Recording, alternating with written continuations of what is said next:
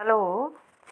तो बच्चों, कल हमने जिस टॉपिक पर चर्चा की वो टॉपिक था सामाजिक परिवर्तन। और कल हमने देखा था सामाजिक परिवर्तन का अर्थ क्या है, विशेषताएं क्या हैं, परिभाषाएं क्या हैं, और सामाजिक परिवर्तन की परिभाषाओं में जो भिन्नताएं हैं उनको भी मैंने बताने का प्रयास किया था। और आज हम सामाजिक परिवर्तन के प्रकार या स्वरूप इस टॉपिक पर चर्चा करेंगे। चलिए टॉपिक को शुरू करते हैं। Types of social change. 18वीं और 19वीं शताब्दी में यूरोप के समाजों में हो रहे तीव्र परिवर्तनों के अध्ययन में प्रारंभ से ही समाजशास्त्र में रुचि स्पष्टतः देखी जा सकती है। विशेष रूप से देखिए, कॉम्ट, कार्ल मार्क्स और स्पेंसर, इन सभी विद्वानों ने की कृतियों में परिवर्तन के प्रति रुचि स्पष्ट दिखाई देती है। इतना ही नहीं, 19वीं शताब्दी में उद्विकासवादी तथा ऐतिहासिक दृष्टिकोणों का विकास परिवर्तन के अध्ययनों के परिणाम स्वरूप ही विकसित हुआ। परंतु प्रारंभिक विद्वानों के लेखों में सामाजिक परिवर्तन की अवधारणा का प्रयोग भिन्न शब्दों द्वारा किया गया। अब एक हमारे समाजशास्त्री हैं बोटोमोर। बोटोमोर के अनुसार प्रारंभिक विद्वानों ने परिवर्तन, उद्विकास, प्रगति तथा विकास जैसे शब्दों का प्रयोग एक समान अर्थ में किया है। अगर इनमें अंतर स्थापित किया भी गया तो भी यह पूर्णतः स्पष्ट नहीं हो पाया है। इन अवधारणाओं द्वारा सामाजिक घटनाओं में परिवर्तन कहाँ तक व्यक्त किया जा सकता है तथा इनमें से कौन सा शब्द अधिक उपयुक्त है, इसके बारे में प्रारंभ से ही विद्वानों में वाद विवाद रहा है। अब देखते हैं, मैकाइवर और पेज के अनुसार सामाजिक परिवर्तन के वस्तुतः अनेक स्वरूप या ढंग हैं। समाजशास्त्र में इन स्वरूपों की अभिव्यक्ति अनेक शब्दों द्वारा की जाती है।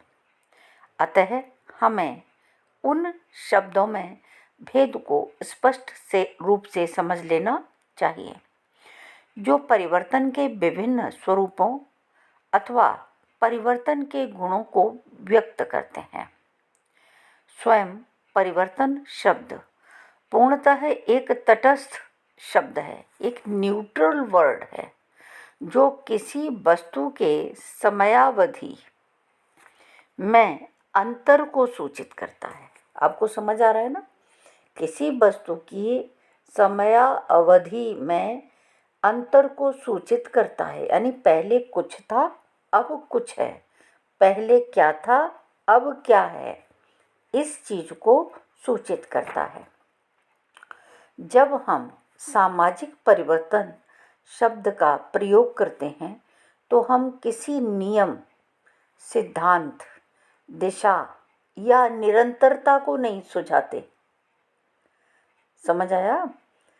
जब हम सामाजिक परिवर्तन शब्द का प्रयोग करते हैं तो हम किसी नियम, सिद्धांत, दिशा और निरंतरता को नहीं सुझाते। मैकाइवर और पेज ने सामाजिक परिवर्तन के विभिन्न स्वरूपों को व्यक्त करने वाले शब्दों को एक टेबल के द्वारा प्रस्तुत किया है। वो टेबल आपके इस चैप्टर में है, हम पीडीएफ में भी उसको दे देंगे। मैकाइवर तथा पेज के अनुसार परिवर्तन के स्वरूपों को व्यक्त करने वाले जो शब्द हैं वो एक एक करके मैं आपको बताती जाती हूँ, देखते चलिए। पहला देखिए, निश्चित निरंतर परिवर्तन, और उसका शब्द जो यूज हुए हैं उसमें क्या है? प्रक्रिया, आंदोलन आदि। दूसरा देखिए, विशिष्ट दिशा में निश्चित निरंतर परिवर्तन, तो इसमें भी वही है, determinant continuous change in specific direction. तो इसमें जो उन्होंने बताया है वो कई टॉपिक हैं, सब टॉपिक हैं, उनको मैं बताती हूँ। जैसे उनमें से पहला ले लीजिए, अ में क्या है, आकार के संबंध में परिमाणात्मक दृष्टि से परिभाषित। तो इसमें क्या आ जाएगा, इसके अंतर्गत आएगा वृद्धि, संचय आदि। वृद्धि कितनी हुई है, संचय कितना हुआ है। इसी का बी अर्थात व देखिए, तो उसमें आएगा आपका संरचनात्मक या प्रकार्यात्मक विभेदीकरण के संबंध में गुणात्मक दृष्टि से परिभाषित।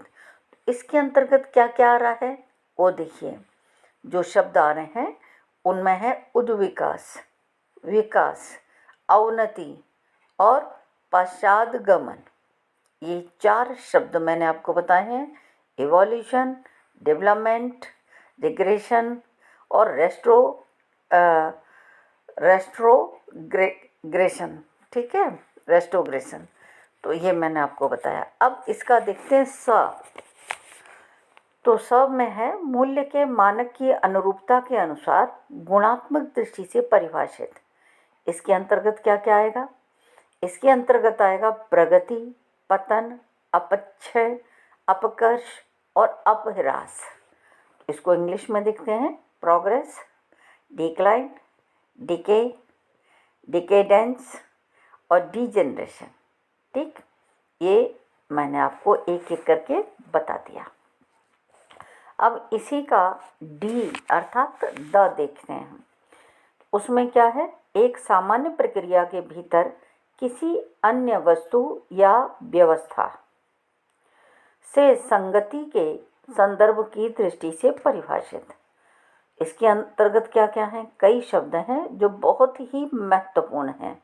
देखिए, अनुकूलन, सामंजस्य, व्यवस्थापन, सात्मीकरण, समन्वय और उनके प्रतिवाद। इंग्लिश में देख लीजिए, आपको समझ आ जाएगा।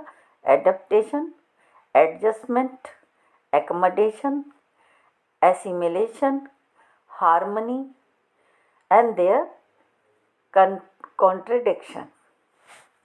ये मैंने आपको कुछ चीज़ें बताई। आज उद्विकास, आंदोलन, प्रगति व विकास सामाजिक परिवर्तन के प्रमुख स्वरूप माने जाते हैं। अतः इनको सामाजिक परिवर्तन के स्वरूपों की दृष्टि से समझ लेना अनिवार्य है। और अब हम आपको बताने वाले हैं उद्विकास। बहुत ही इम्पोर्टेंट टॉपिक है, ये शॉर्ट में भी आ सकता है आपके सामने और इस पर बड़ा क्वेश्चन भी आ सकता है। तो आप इसको देखिए, उद्विकास, इसको इंग्लिश में क्या कहते हैं, इवोल्यूशन। उद्विकास निरंतर होने वाली प्रक्रिया है। क्या है, निरंतर होने वाली प्रक्रिया है। किसी सीधी एवं सरल वस्तु का कुछ निश्चित स्तरों से गुजरकर जटिल अवस्था में पहुंचना ही उद्विकास है। फिर से समझिए आप इसको, उद्विकास निरंतर होने वाली प्रक्रिया है, अर्थात ये ऐसा प्रोसेस है जिसमें कंटिन्यूटी है। दूसरी बात इसमें क्या है, ये किसी सीधी और सरल वस्तु का कुछ निश्चित स्तरों से गुजरकर, यानी वो निश्चित स्तर से गुजरना ही पड़ेगा। और है कैसी, सरल, पहुंचेगी कैसे में, जटिल अवस्था में, उसको हम क्या कहेंगे, उद्विकास। फिर से देखिए, किसी सीधी एवं सरल वस्तु का कुछ निश्चित स्तरों से गुजरकर जटिल अवस्था में पहुंचना ही उद्विकास है। यह सामाजिक परिवर्तन का ही एक स्वरूप है।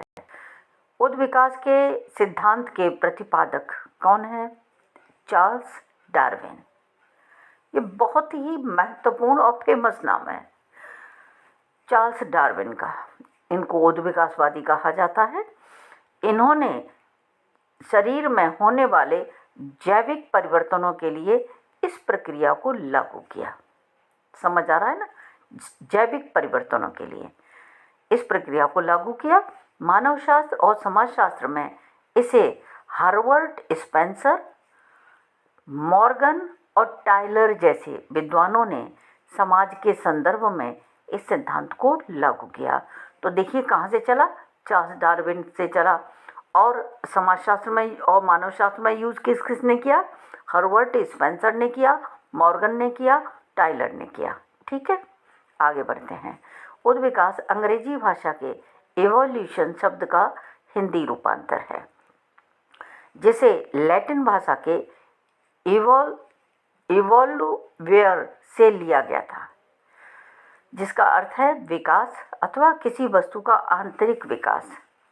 यह निश्चित स्तरों में होने वाला परिवर्तन है। मैंने आपको पहले ही बताया, इसमें जो स्तर हैं वो निश्चित हैं और उनसे गुजरना ही पड़ेगा। प्रमुख विद्वानों ने इसकी परिभाषाएं अपने अपने हिसाब से दी हैं। हम यहाँ 4 विद्वानों को आपके समक्ष रखते हैं। पहले हैं ऑगबर्न एवं निमकाफ। ऑगबर्न और निमकाफ के अनुसार उद्विकास एक निश्चित दिशा में होने वाला परिवर्तन मात्र है। क्या है? उद्विकास एक निश्चित दिशा में होने वाला परिवर्तन मात्र है। दूसरा देखिए, जिन्स वर्ग। जिन्स वर्ग के शब्दों में यह धारणा कि उद्विकास एक सरल स्थिति से जटिल स्थिति की ओर होने वाला परिवर्तन है। ठीक है, सरल स्थिति से जटिल स्थिति की ओर होने वाला परिवर्तन है, एक गंभीर विवाद का विषय है तथा रहा है। ये किसने बताया है? ये जिन्स वर्ग ने बताया है। अब एक लेते हैं मैकआइवर और पेज। इन्होंने क्या कहा है? इन्होंने कहा उद्विकास परिवर्तन का एक क्रम है जो बदलने वाले पदार्थ की प्रकृति से संबंधित अंगों की विविधता को स्पष्ट करता है, जिसके अंतर्गत पदार्थ में छिपी शक्तियाँ वास्तविक रूप धारण करती हैं। बहुत ही सरल परिभाषा है और बहुत ही स्पष्ट है। ठीक है, अब एक और देखते हैं, स्पेंसर। स्पेंसर के अनुसार उद्विकास किसी पदार्थ की वह समन्वित गति है जिससे वह अपेक्षाकृत अधिक अनिश्चित, असंबद्ध एक रूपता से निश्चित संबद्ध विजातीयता में परिवर्तित होता है। इस तरह देखिए, उद्विकास में विश्वास रखने वाले लोगों का कहना है कि परिवर्तन समाज की आंतरिक शक्तियों का विकास के कारण होता है। समाज में वे ही आधारभूत क्षमताएं निहित होती हैं जो प्रस्फुटित एवं विकसित होती रहती हैं और इन्हीं के कारण समाज में परिवर्तन होता रहता है।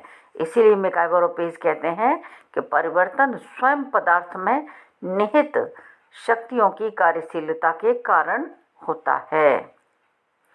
और डार्विन को उद्विकास का जनक माना जाता है।